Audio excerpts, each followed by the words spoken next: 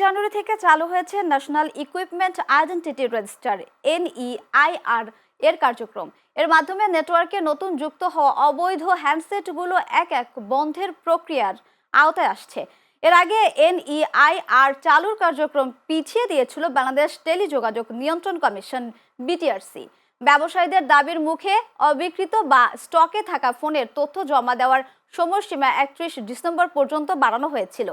BTRC জানিয়েছে বর্তমানে নেটওয়ার্কে সচল থাকা অনুমোদিত বা অননুমোদিত কোনো হ্যান্ডসেটই বন্ধ করা হবে না।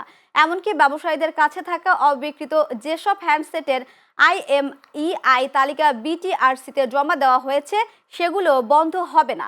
শুধু নতুন যেসব ফোন নেটওয়ার্কে যুক্ত হবে সেগুলোই এই প্রক্রিয়ার আওতায় আসবে।